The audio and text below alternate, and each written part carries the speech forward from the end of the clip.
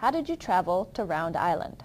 There was a lot of planning necessary before we could travel to Round Island. Round Island is very remote, and we had to make sure that we had all the equipment and materials that we would need to set up the cameras.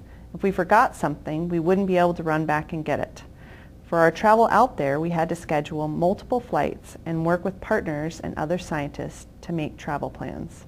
Once all the planning was done, we drove from Seward to Anchorage and then got on a small plane and flew from Anchorage to Togiak. We flew on the same plane that delivers groceries for the store. The town of Togiak is located at the head of Togiak Bay, which leads out into Bristol Bay. It lies in the Togiak Wildlife Refuge and is the gateway to the Walrus Island Game Sanctuary. Togiak is a small traditional Yupik Eskimo village with a fishing and subsistence lifestyle. We spent the night in Togiak in a U.S. Fish and Wildlife bunkhouse and then took a helicopter to Round Island. The helicopter could fit the pilot, 2 people, and our gear, but it was a tight squeeze. Some of our gear had to be tied to the outside of the helicopter so we could make it out in one trip.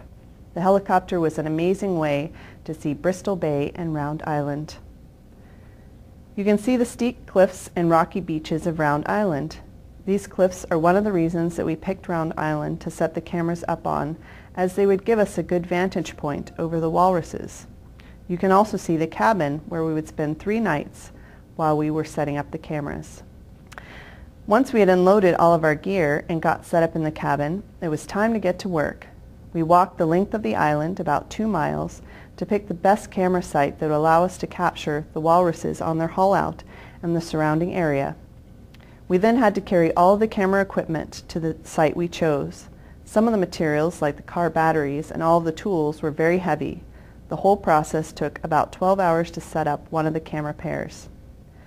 There are several haul-outs on Round Island. We chose 2 sites to monitor. We put cameras at First Beach and West Main Beach.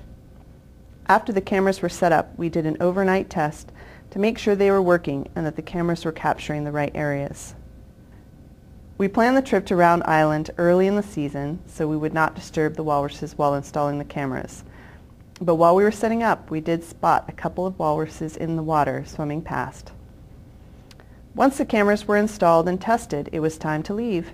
The cameras will take pictures all summer. In the fall, we will bring back the cameras and start looking through the thousands of pictures we've acquired.